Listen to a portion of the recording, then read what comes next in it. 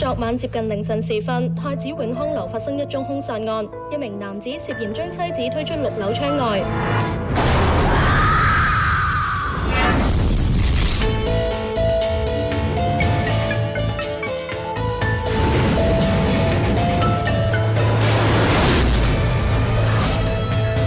就係因為佢啊，你乜都冇晒。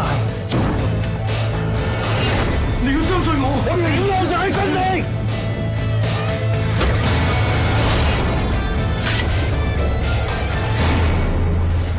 事實係點已經唔重要，冇人會信我哋講嘢。